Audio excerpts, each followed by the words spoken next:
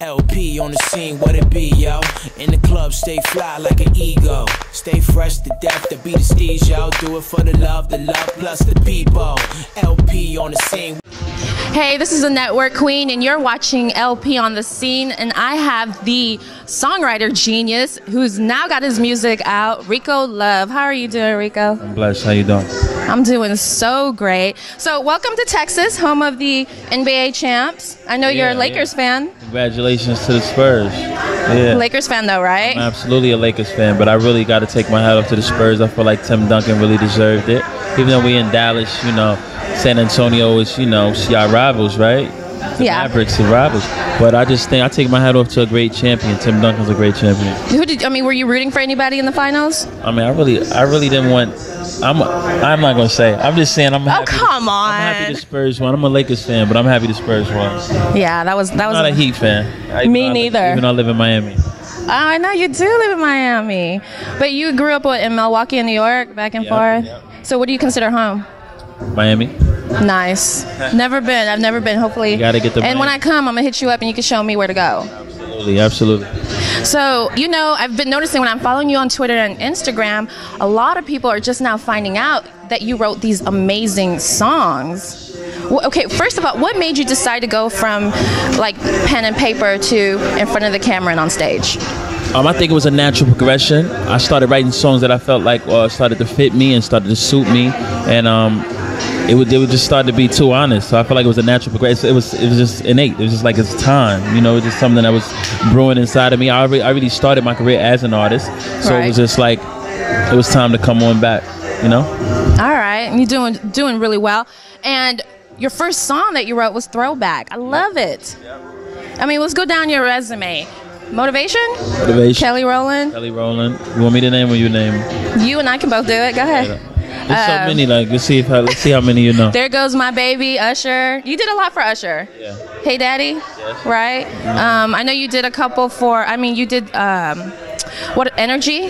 Carrie Hilson? Yeah, that's a throwback. Yeah. And one of my favorite songs, Sweet Dreams by Beyonce. Yeah. And I noticed that she says turn the lights on. Yeah. Everybody says turn the lights on. Turn the lights on their songs when you write for them? Yeah.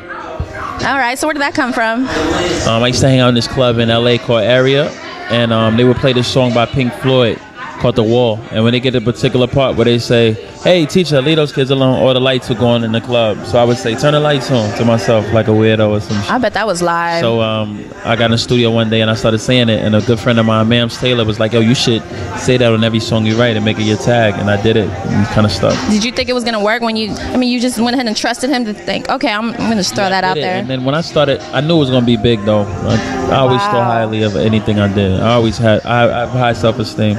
I'm a very confident You're a person. Sagittarius? Yes. I'm an Aries. Really? Sagittarius, Aries. We cool? We get adventurous, you know, love life, right? Absolutely. Focused, very professional, very honest.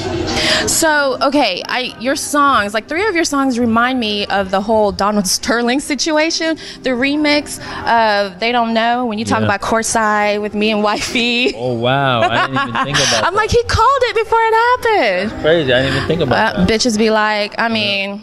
They do. So what do you think about that whole situation? I'm not even upset with Donald Sterling. I feel like he's a racist, and he has the right to be a racist in the privacy of his own home. I agree. He got ratted out, you know, by a chick who's supposed to keep that in his house. That's his home. If you want to hate black people at home, hate them. Keep it. I mean, and a lot of things I might say at my house that I wouldn't want people to know in real life, but you know, it is what it is, and he got sold out. He got a raw deal. If I were him, I'd sue the NBA. You sue the NBA? I think he is trying to sue them. Absolutely. He didn't commit a crime. He didn't voice his opinion in front of the world. He was talking at his own house, and somebody ratted him out. I mean, yeah, I totally understand. Is it right to be a racist? No. But we all are. What he said was wrong. Yes, it was wrong, but he said it at home. Right, to someone he loved. Exactly. He's like, I love you. Or liked a lot. He told her he loved her. He liked something about her. Hey, I mean, don't you think we're all kind of racist in some kind of way? You don't think that so? Black people have the power to be racist. Wow. Racism is power. Racism means that you can do something about it. All I can do is just say I don't like somebody. I'm not in a position to affect them in anything they do or to make them not get a job or make them ineligible for this. They have enough power to be racist. We can just say we don't like a certain race, but we don't have any power to do anything about it. So I think hate is wrong. I don't hate anyone. I don't have any racism towards anyone. I don't think we all are racist. No, I don't agree with that.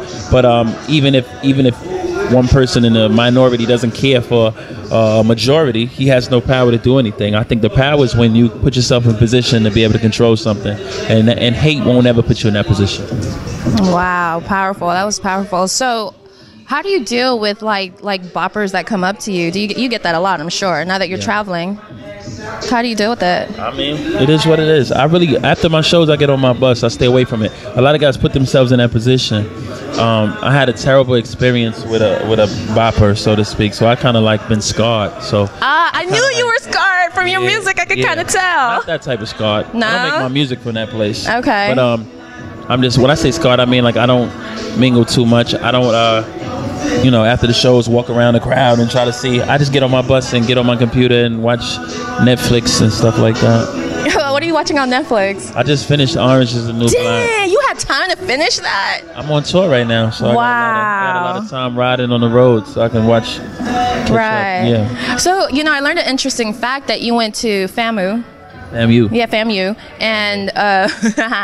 And K. Michelle went there with you. Yep, we went the same time. Wow. We came to school the same time. So was her booty big back then too? Very big. So it's real? It's very real. I've seen her. She came to Dallas before and I met her. That's very humongous. Real. It's always been that big. Yeah. Nice. Or as long as I've known her. That's what she was known for. She was actually Miss FAMU. Wow. She was voted Miss FAMU. That's what's up. She's one of the most popular girls at school. Wow. Okay. So do you have a girlfriend? I think everybody wants to know. Yes. Especially you do. Yeah. I love that. I have a girlfriend. I have a son with her. A lot of people think I'm married. I'm not married, but I have a girlfriend and a beautiful son. He's 4 years old. 4? Yeah, oh, it's a baby. I love that. So what was it about her that attracted you? She's super beautiful and she has a big butt. I love it. Okay, real quick about your EP, Discreet Luxury. Discreet Luxury is out right now on iTunes, also exclusively at Best Buys. You can get all the music that you've been hearing on the radio from me and just kind of discover who I am as an artist. Also, I have a mixtape called El Presidente. You can get it on datpiff.com. And I'm working on my album, Turn the Lights On, which will be out next year. All right. Follow him at I Am Rico Love on Instagram. Rico Love on Instagram, Rico Love Music on Facebook. I Am Rico Love on Twitter. And RicoLove.com is my website. All right. That's Rico Love. This is Network Queen. Peace.